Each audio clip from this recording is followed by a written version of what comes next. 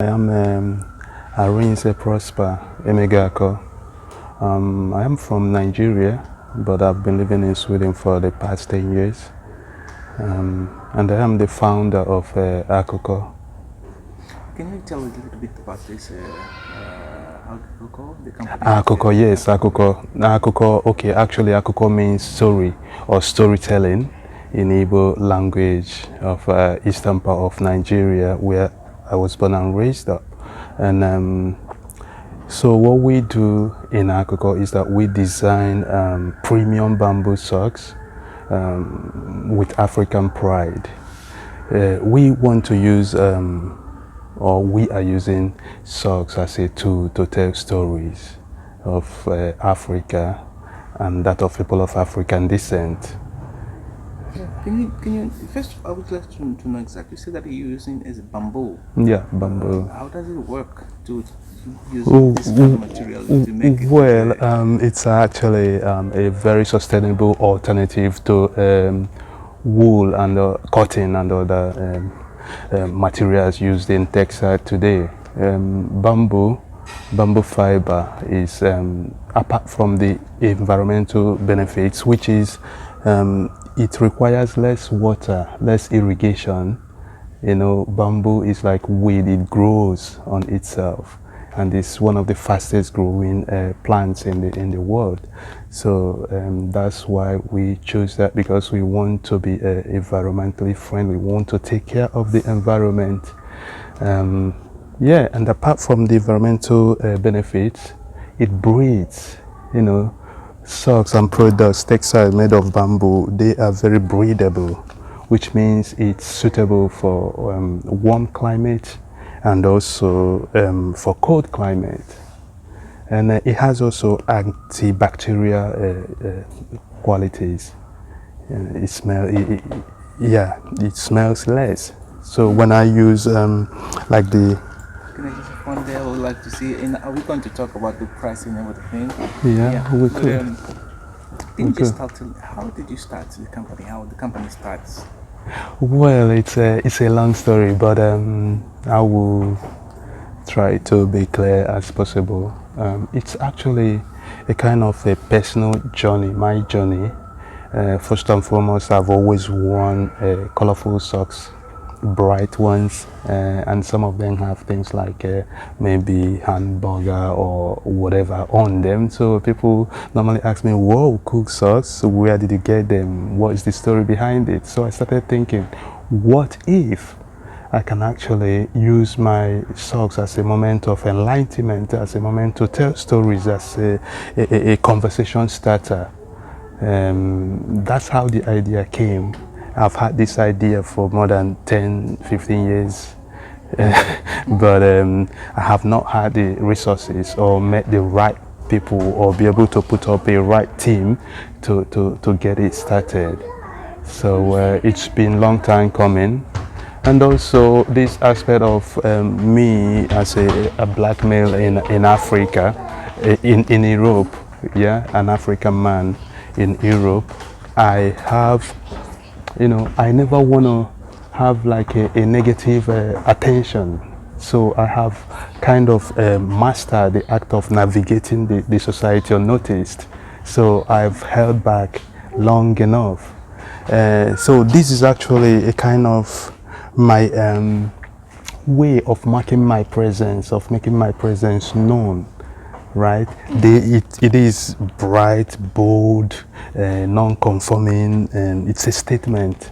You know, it's kind of literally taking a piece of motherland to any room. You know, so when you tell that you tell stories from the socks or from the product that you're producing, describe how do you tell the story, how the story is being told. Okay. For instance, because you know, this issue of single story, which creates stereotype. I'm trying to quote Chimamanda Adichie, but yeah, it creates stereotypes. So that is that our stories have not been told by us; they have been told by someone else, right? So what we are doing at this point is actually using Akoko, the platform, our social media, the website, to tell stories, real stories of people of Africa and of the continent, you know, to correct some of these stereotypes. And one of the practical way is like on this packaging of socks. It's the design inspired by Ogene.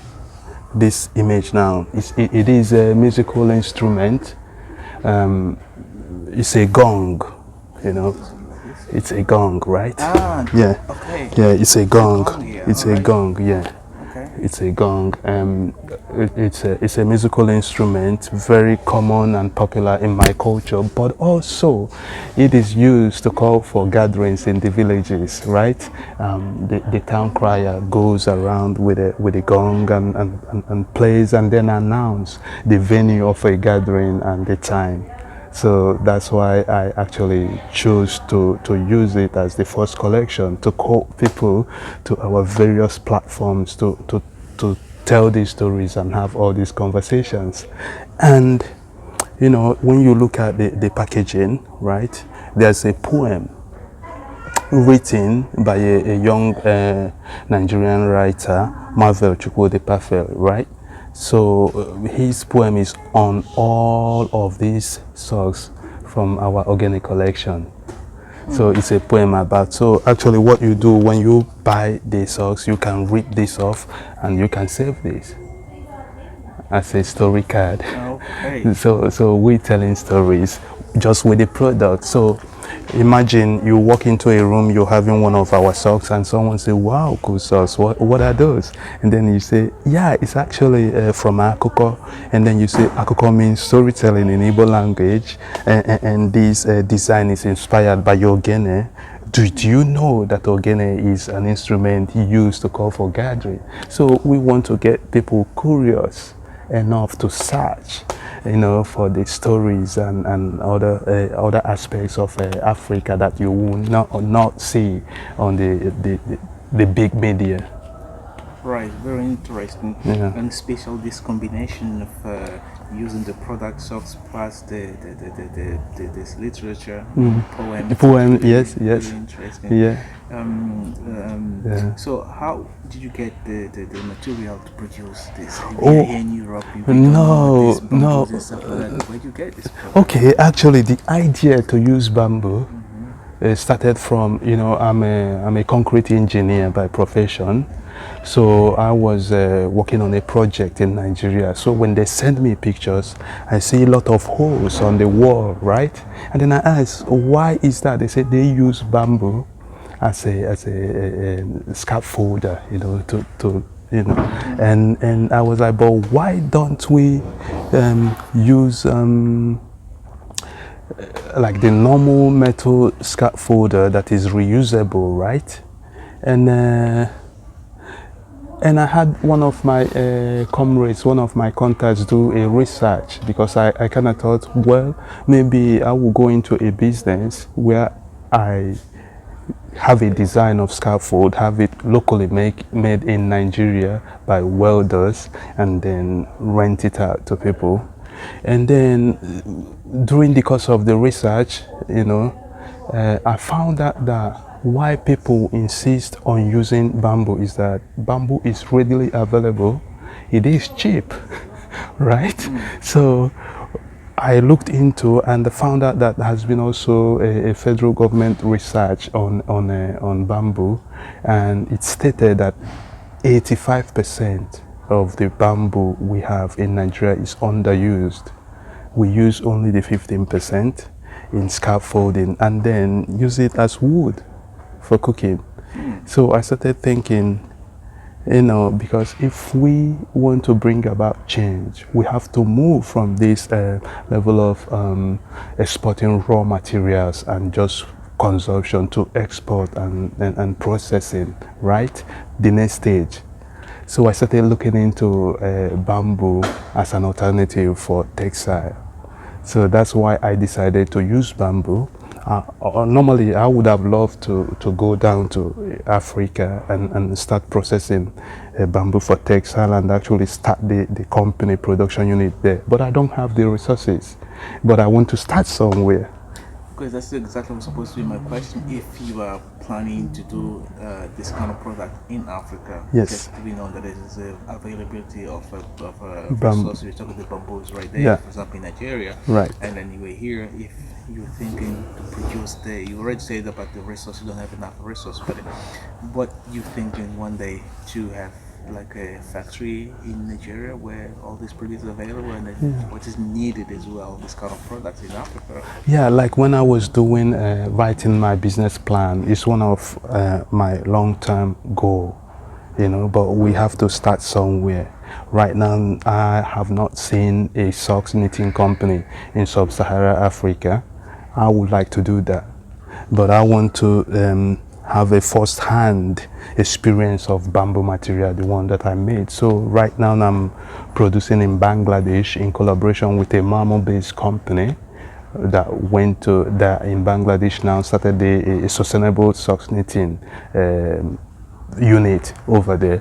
So the plan is at the long run, maybe in 5 years' time, to start looking into processing African bamboo for textile and eventually have the socks knitting in Africa. It doesn't have to be in Nigeria per se, but somewhere in motherland, because that's when we can actually impact and empower people. It will create job, it will give the farmers, the cooperatives value for their product, as opposed to some other products like cocoa, where Africa produce like the I don't know the percentage, but the revenue we get is like 2% of the whole, so it's ridiculous. So these are the things that goes on in my head. How is the response of the product that you're using from the clients that you have got since you started? Oh my goodness, I feel really like accomplished. Not financially yet, but the response, the customer experience, when people actually buy and use this product, they send me like amazing feedback, like this is the most cozy socks I ever have. Some people say the colors are so empowering. People say the storytelling, the deepness of that it's actually really nice to see a company that is starting right. We are actually focusing on the social issues as opposed to just profit, right? So what we intend to do now is to show that there are other ways to run business that will be profitable also, but you don't have to exploit anyone in order to make business or in order to make profit. So the response has been great, tremendous. That's nice. Now let me ask the challenge that you are facing. You already start in the beginning telling that being here in Europe is one black man doing this kind of business. And the way on the cards, what you were telling me about some of the challenge. But I would like to know what exactly challenge that you're facing to run your company to make it bigger than where we left. Yeah, personally, I will talk about my personal challenges, but I will also make it a little bit general because I've been speaking with other black entrepreneurs, especially here in Scandinavia. My personal experience, the first company I started was an entertainment company. Lack of informations were not readily accessible, right? The grants, the support system, you have to actually search for it in order to find them, right? And then secondly, lack of representation. When the first time I went to the institutions, government institutions that were in place to support startups, I felt like they didn't really understand my needs. I felt like the policies and the help that are there are not necessarily tailored for someone like me. Okay, There's another one. And also, when very our social capital, right? The network we have, because I like to say your network is directly proportional to your net worth, right? It's who do you know? Me as a black man here doing business, I don't have ex-classmates who are bank managers or a friend whose sibling is a purchase manager, So that limitation that you don't really know people, you don't have enough network to push your product through. That's a big challenge, but I am working towards that, networking, socializing, trying, knocking at doors and knocking continuously to have them open. And one more thing is also stereotypes, There is this expectations, very low expectations of businesses, black-owned businesses, that we don't have quality and stuff like that. The services are not like standard,